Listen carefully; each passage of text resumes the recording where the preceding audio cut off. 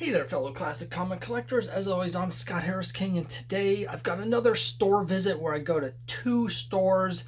I'm excited to tell you about these stores and show you what I do have. Now, this is going to be a little bit on the shorter side. Unfortunately, once again, I don't really have any video on the inside. You'll see why in a second. Um, it's just so crowded these days in the stores, it's really hard to get any footage in a lot of them. But in this case in particular, it was just crazy busy. That's because today I'm going to two stores in Salem, Massachusetts. Now, Salem, of course, famous for the witch trials in 1692. And my wife and I, as I'm recording this, it's October, so we went there for a weekend trip. And of course, when it's Halloween time, Salem is the epicenter. It's like Disneyland for Halloween fans. And so there were hundreds and hundreds of people everywhere, people in costumes, everyone dressed up for Halloween, cosplaying, lots of like protesters that were there with like trying to save people from Satanism, like all sorts of crazy stuff.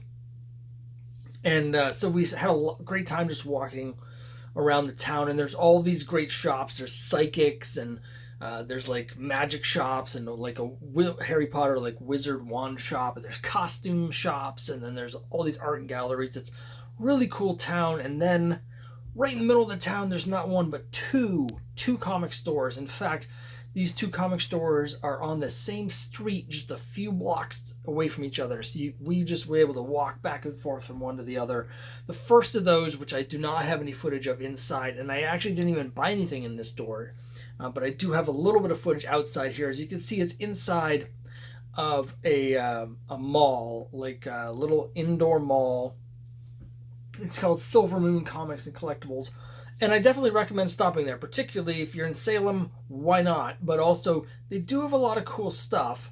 When I was there, it was just ravaged because of the huge crowds. Like the wall with the new books, like half of it was completely empty. But it was cool. They had some artists that were there with some tables set up, local artists that were drawing for people. And they had bins and bins and bins of all these long boxes of dollar books. Now, most of what they had in their back issue bins and in their dollar bins was newer stuff. A lot of stuff from, say, the 90s up to present. They didn't have a lot of older stuff. I asked the person behind the counter what they had because I could see a little tiny bit of wall books up there. And they basically had one little stack of like Bronze and Silver Age books that was really literally only like 4 books. It was like a couple random issues of Werewolf by Night and one raggedy issue of X-Men from the 60s. And she said that people have just been coming in and they just buy everything as soon as they get anything. So they just didn't have anything in terms of the kind of stuff I'm looking for. Normally, as you know from my previous videos, even if a store doesn't have anything that I'm personally collecting, which happens a lot, because of my specific collecting tastes, I don't really get superhero stuff, and what I do collect for superheroes I already have for the most part. I still want to support the stores by buying something, but in this case, it was so crowded and so stripped bare, and frankly, I had to use the bathroom. So I didn't get anything from Silver Moon, but I definitely recommend stopping in there, particularly if you want to get some cool dollar bins. When I say dollar bins, their bins were like the books in the bins were between $1 and $3 each, I think. But they had like a lot of like modern variants. I noticed a lot of like the action figure variants. Like they had this series of variants Marvel did that was the Marvel like Secret Wars. So the covers looked like the action figure packages from the Secret Wars action figures from the mid 80s. And they had a bunch of those for like $2 each in the bins. And I almost bought a couple, but I don't know anything about those. So, but if you're into that sort of stuff, it's definitely worth stopping in. The other store I went to down at the other end of the street is called Harrison's. Now there's 2 Harrison's locations. One's in Salem. The other one I want to say is in Reading, but I'm not sure. It's in a mall. So at some point I'll get to that and we can visit that location as well. This place is much larger and they had tons of stuff, but as a result, they also have tons of people, like huge crowds of people. So it was hard to get to some things. It was hard to get help in some cases. And you know, with the pandemic still going on, it was a little uncomfortable. It was just so busy. But the store's huge. I only got to a couple parts of the store because there was a giant section of the store where it looked like they had like merchandise and shirts and like movies and action figures and stuff. I didn't even go in there. You know me, I'm hardcore. But I'm all about the back issues, and they had the back issues separated in an interesting fashion. When you come in, there's a long sort of like shotgun aisle that you walk down, and on the left is the wall with all the wall books. When you first come in, there's all these wall books that are moderns, tons of modern CGC books, a lot of big key moderns. If you keep going further down, though, at the end of that row, then they have a bunch of wall books that are older stuff, and that's where I had a little bit of trouble because there were so many people and so many people asking for help. There was nobody that was available for that section, and I could see some stuff back there that I kind of wanted to look at. There was a whole pile like this of like 50s and 60s DC war books. There was like some War the Time Forgot issues that I could see and some other stuff, and so I kind of wanted to look at that, and but there was nobody around. What's interesting is if you turn around from that wall if you're walking down here, that's on the left. On the right is a whole row of long boxes. That's where they have their old back issues. So that's where they have all their stuff from like Bronze Age earlier, and they have a lot of stuff. So they have a lot of stuff, and I did buy some things which I'll show you in a minute. Not very much, but a little bit. But then after you get to the end of that aisle, there's a whole separate second section with dozens of long boxes of back issues, and that's where they have stuff from like Copper Age to present. So stuff from like the mid 80s to the present were in a separate back issue section than the older things. I'm not sure why they did it that way. It actually worked out for me because I wasn't really interested in any of the newer stuff. I was just looking for the old stuff, and so I did end up buying a few things. I was super disappointed because they had a section in the old comics that said romance, and I think they only had 2 actual romance in there. Everything else was like teen humor stuff. So they had like some issues of Kathy the Teenage Tornado, which is interesting, but it's not the sort of thing that I collect, and stuff like Bunny and Tippy Teen and that sort of thing. But they only had like 2 actual romance books. So again, super disappointed. They did have a few Archies though. So why don't I show you the books that I did buy? Some for my collection, and then one that was just a random buy because it was something interesting that I've never actually seen in person before. So first up, we got Life with Archie 64. This was during the period where they were doing a lot of stories with the Archies who had just debuted in the series. I did a whole video about that, and so I'm making some progress with the Life with Archie. In my last haul video, I showed you my big acquisition, Life with Archie 2, like the key issue for the series, and my number 5. This time I got, and here's 64 and 66. So another Archie's cover. These were actually the highest numbered issues that I was still missing. I just looked at my checklist, and now that I have these 2 books in my collection, I am down to needing 16 issues of Life with Archie. The series ran for 286 issues, so I'm getting pretty close. I got 270, 16 to go. It's not quite in Quest territory yet, but we're getting pretty close to starting that Quest banner and the graphics that you love with the Quest. Also, here's another Archie issue, and as you saw in my last whole video, I've been hitting the Archies really hard. And here is issue 150.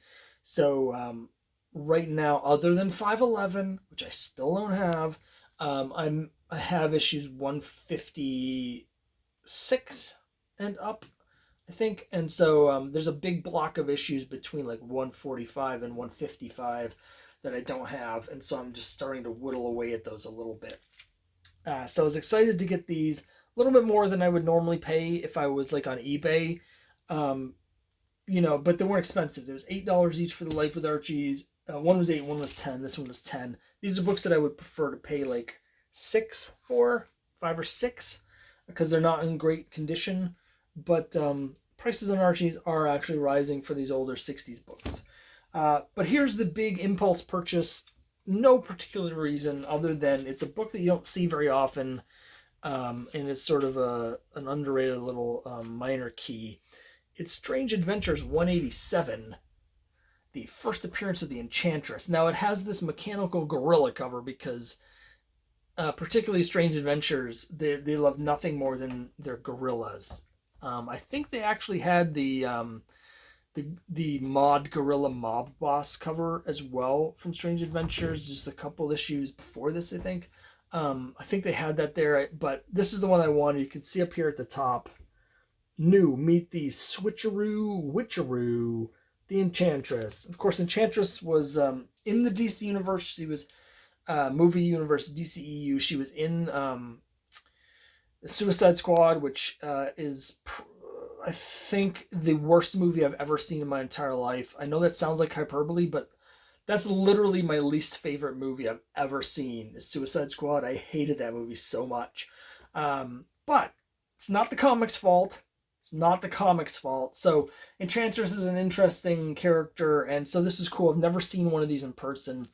It's low grade. It cost me $35, which I think is about right. I don't know how long I'm going to hold on to this, to be honest. It's the sort of thing where it's cool to have in my collection. I have a little subset of like first appearances of female superheroines, although she's morally ambiguous.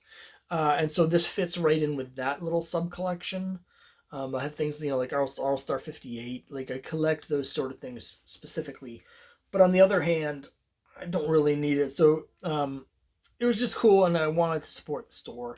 So they have a ton of cool stuff there, tons of stuff. But speaking of supporting a store, I do want to mention, I almost didn't buy anything from Harrison's. I thought about skipping the store entirely. I want to be comprehensive in this, and I want to support the comics industry and the comics community, which is why one of the reasons I've been going to all of these stores is so you can see them, but also so I can spend some money at these stores in these tough times to sort of help them out.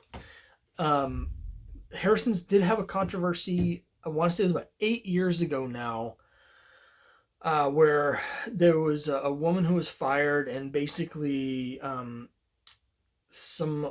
another employee had said something highly inappropriate, and when she complained to management about it, they fired her instead of dealing with the situation. I don't even want to say exactly what was said to her because it could lead to my video being gated or removed by YouTube. But you can, if you Google the Harrison's comics in Salem, and you'll see the stuff with the controversy. And I eventually decided to go ahead. It was 8 years ago. I don't even know if they have the same ownership. I tried to look around a little for this, and I just couldn't find the information. And I don't know if I made the right choice. I maybe I shouldn't have, but I ended up buying these. But I wanted to mention that because for some of you, I think that may be a factor in whether you decide to shop there or not. So you can look that stuff up yourself and make that determination. They do have a ton of stuff, slightly overpriced for me, but I'm a cheapskate, as you all know. So I think the prices were probably perfectly reasonable. I just want bargains. But regardless of whether you end up going to Harrison's or not, you can check out Silver Moon, and it's great to go to Salem. They have some great museums there. They have a lot of great art galleries all over the place there. And maybe doing a follow-up. I don't even want to get into, there's a whole separate thing I was hoping to put in this video, but I wasn't able to do it in Salem that's comics related.